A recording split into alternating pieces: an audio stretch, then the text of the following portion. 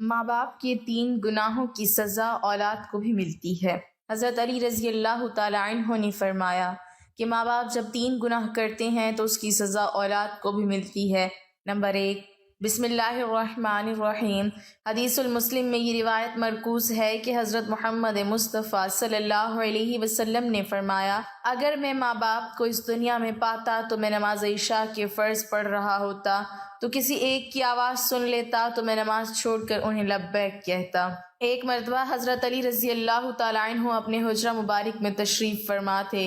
ایک بوڑھی عورت نے آ کر عرض کی، اے امیر المومنین، میری 2 ہی اولادیں ہیں، ایک بیٹا ایک بیٹی، وہ دونوں ہی نافرمان ہیں اور وہ اکثر اوقات بیمار بھی رہتے ہیں، اور میری بیٹی کا رشتہ لینے کے لیے کوئی تیار نہیں، نہ ہی کوئی میرے بیٹے کو رشتہ دینے کے لیے تیار ہے۔ میں ایسے کون سے عمل کروں جس سے ان کی زندگی میں نفع اور مال و رزق میں برکت آ جائے اور میری نافرمانی بھی نہ کرے اور میری اولاد کو رشتہ بھی ہو جائے اور وہ صحت مند بھی ہو جائے اور میری نافرمانی بھی چھوڑ دے، کیونکہ میرا بیٹا اور بیٹی دونوں نافرمان ہیں، میری نافرمانی کرتے ہیں، میں جو کچھ کہتی ہوں میرا کہا نہیں مانتے، میرا بیٹا شراب اور دیگر گناہ بھی کرتا ہے اور میری بیٹی بھی میرا کہا نہیں مانتی، وہ دونوں دین اسلام سے مطابقت نہیں رکھتے۔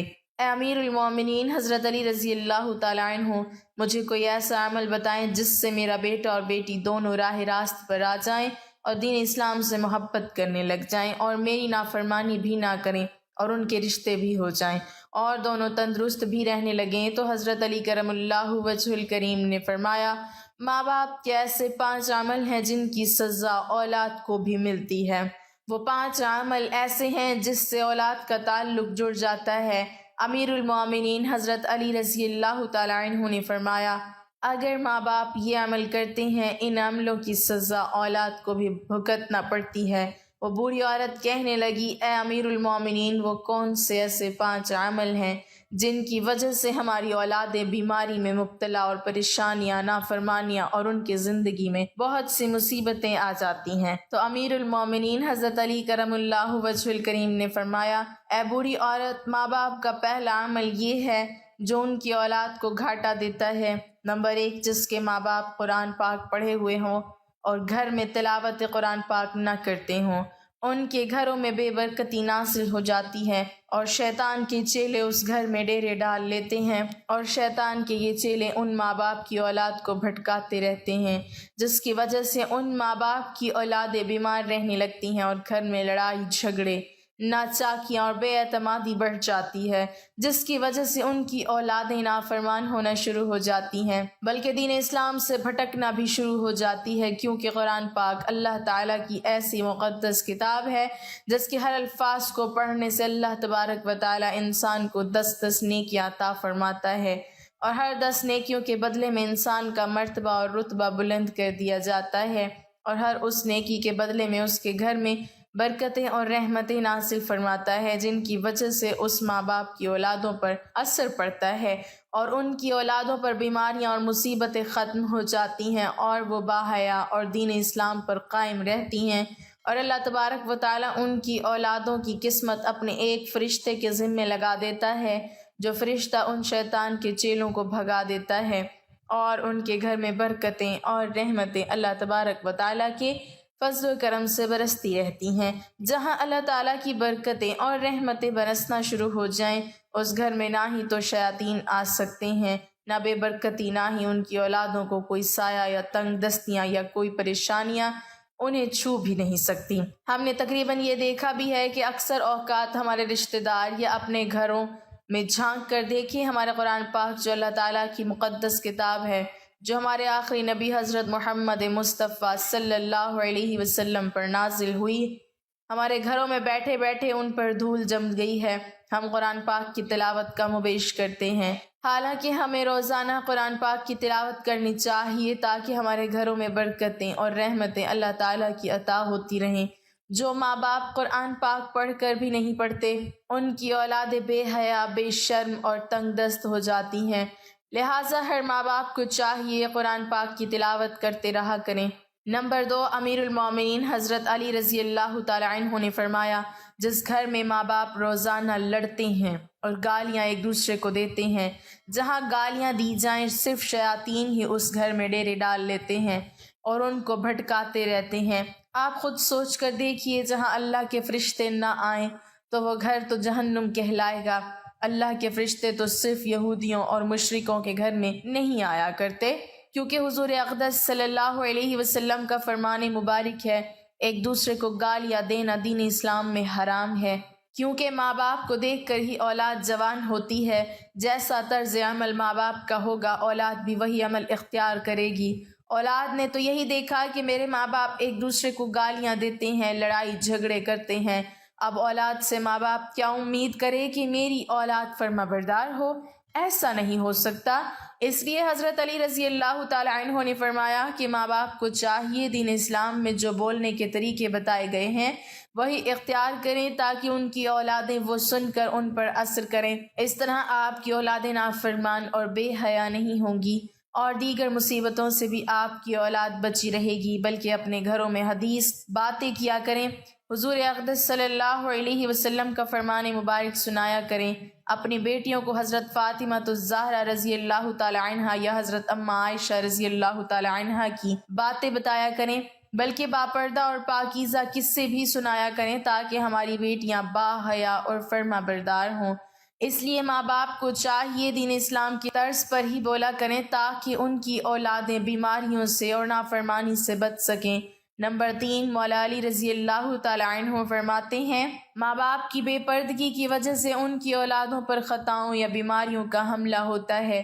حدیث صحیح بخاری میں ابو ہریرہ سے روایت ہے، حضور اقدس صلی اللہ علیہ وسلم نے فرمایا، جو پردہ دار عورت ہوگی اس پر جنت واجب ہے، جو بے پردہ عورت ہوگی اس پر جہنم واجب ہے۔ جہاں بے پردگی ہوگی وہاں اللہ تعالیٰ کے فرشتے ایسے گھروں میں رہنے والے انسانوں کے لیے بد دعائیں کرتے ہیں، اور شیطان نیچے بیٹھ کر ان کے گھروں کو اپنا بسیرا بنا لیتے ہیں۔ جہاں بے پردگی عام ہو وہاں ماں باپ کی اولادیں بے حیا، نافرمان اور غلط کاموں میں پڑ جاتے ہیں۔ یہی نہیں بلکہ ان کی اولادوں کو مصیبتیں اور پریشانیاں اپنا مقدر بنا لیتی ہیں۔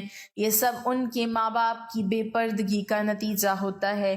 جہاں بے پردگی ہوگی وہاں اللہ کی رحمت اور برکت کبھی نہیں آئے گی، اور ان ماں باپ کی اولادیں ہر فتنے اور شر سے محفوظ نہیں رہ سکیں گی، کیونکہ جو اللہ تعالیٰ کے فرشتے بلاؤں اور خطاؤں کو ٹالتے ہیں وہ تو اس گھر سے چلے جاتے ہیں ان کی بے پردگی کی وجہ سے، اور وہ اولادیں اپنے ماں باپ کا ادب نہیں کیا کرتی، بلکہ اس گھر کی اولادیں کسی مصیبت یا پریشانیوں میں ہمیشہ مبتلا رہتی ہیں۔ اور ہم نے اپنے آس پاس بھی یہی دیکھا ہے، جہاں بے پردگی ہوتی ہے وہاں دنیاوی الفاظ بھی جڑ جاتے ہیں۔ جہاں بے پردگی ہوگی ان ماں باپ پر اللہ تعالیٰ کی ناراضگی ہوتی ہے، لیکن دنیا بھی ان کو اچھی نظروں سے نہیں دیکھا کرتی۔ اسی لیے ماں باپ کو چاہیے کہ اپنے پردے کا خاص انتظام کریں اور اپنی اولادوں کو بھی پردے کی تلقین کیا کریں، تاکہ ان کی باحیا بیٹیاں حضرت فاطمہ الزہرا رضی اللہ تعالی عنہا کی پیروی کر سکیں۔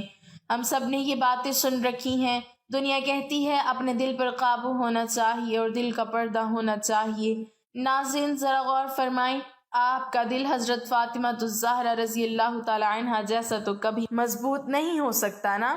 ہائے نہ ہوگا۔ حضرت فاطمہ الزہرا رضی اللہ تعالی عنہا کو حضور اقدس صلی اللہ علیہ وسلم شادی کے بعد اپنے گھر لے جا رہے تھے۔ آگے راستے میں ایک نابینا صحابی بیٹھا ہوا تھا۔ حضرت فاطمہ الزہرا رضی اللہ تعالی عنہا نے اپنے چہرہ مبارک پر پردہ ڈال دیا۔ حضور اقدس صلی اللہ علیہ وسلم نے فرمایا، بیٹی فاطمہ، صحابی تو اندھا ہے، وہ آپ کو نہیں دیکھ سکتا۔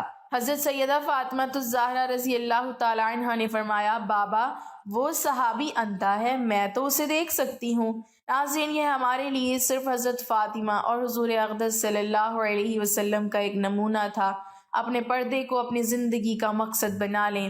آپ کو نہیں معلوم کہ یہ مشرکوں اور یہودیوں کی چال ہے؟ ہماری پاک دامن بیٹیوں اور بہنوں کو وہ ورغلا رہے ہیں تاکہ وہ پردہ نہ کریں۔ یہ ہماری ثقافت اور دین اسلام کے خلاف ہے۔ پردہ عورت کا زیور ہے اور عورت زیور کے بنا اچھی نظر نہیں آتی۔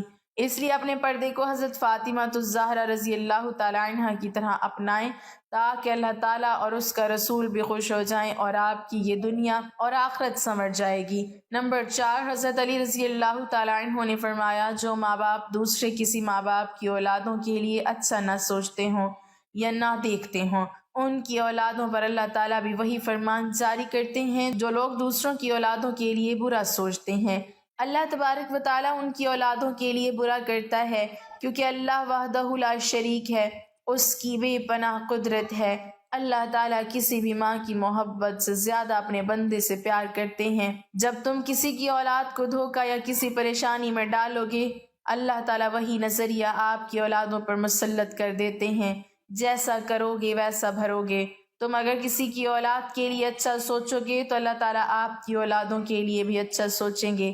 جیسا تم کسی کی بیٹی کے بارے میں سوچتے ہو یا کسی کے بیٹے کے بارے میں سوچتے ہو تو ویسا ہی اللہ تبارک و تعالیٰ تمہاری اولادوں کا بھی دوسروں کی نظروں میں یہی نظریہ قائم کر دیتے ہیں۔ حدیث پاک کا ایک مفہوم ہے، حضور اقدس صلی اللہ علیہ وسلم کی خدمت اقدس میں ایک صحابی نے عرض کی، یا رسول اللہ صلی اللہ علیہ وسلم، فلاں صحابی کسی عورت کو چھپ چھپ کر دیکھتا ہے، تو آپ صلی اللہ علیہ وسلم نے اس صحابی کو فرمایا اس کو بلا کر لاؤ۔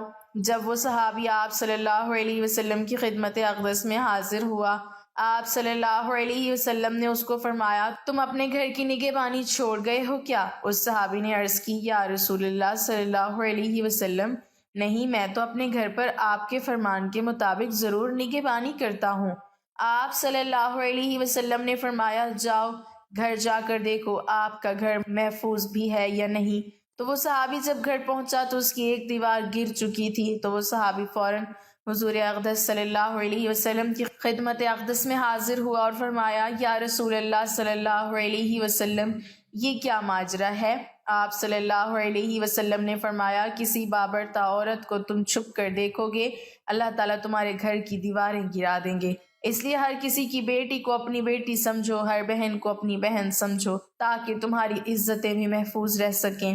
نمبر 5، امیر المومنین حضرت علی رضی اللہ تعالیٰ عنہ نے فرمایا، جو ماں باپ اپنے گھر میں حلال اور حرام کا فرق نہ کرتے ہوں، حرام وہ نہیں جو حرام جانور کھا لیا جائے یا کوئی اور چیز کھا لی جائے، وہ تو قطعاً حرام ہے۔ حرام وہ جو حلال کو حرام کر کے کھایا جاتا ہے، یعنی کسی کو دھوکہ فریب کاری دے کر کسی کا حق کھا لیا جائے تو یہ حلال ہو کر بھی حرام ہو جاتا ہے، یا کسی مسکین غریب کا حق مار کر وہی رزق اپنے بچوں کو کھلایا پلایا جائے تو وہی بچے نالائق، بے حیا، بے شرم اور بے ادب ہو جاتے ہیں۔ بعض احباب ایسا ہی کرتے ہیں کہ میں نے فلاں مال یا رزق اتنے کا خریدا تھا اور قسم اٹھا لیتے ہیں۔ وہ مال تو بک جاتا ہے لیکن اس میں برکت نہیں رہتی۔ برکت اسے کہتے ہیں جس رزق میں اللہ تعالیٰ کی رضا شامل ہو۔ جس رزق میں برکت نہ ہو یعنی اللہ کی رضا نہ ہو، وہ رزق حرام ہو جاتا ہے۔ اس عمل سے بھی ان ماں باپ کی اولادیں نافرمان، بے حیا اور دین کے بتائے ہوئے راستے پر عمل نہیں کرتی۔ ناظرین، اپنی اولادوں کو حق حلال کھلائیں اور جو حضرت علی رضی اللہ تعالیٰ عنہ نے یہ قول مبارک فرمایا ہے ان پر عمل کریں۔ اللہ تعالیٰ اپنے حفظ و امان میں رکھے، آمین۔ ناظرین، کمنٹ باکس میں اللہ تعالیٰ کے 99 ناموں میں سے ایک نام ضرور ٹائپ کریں۔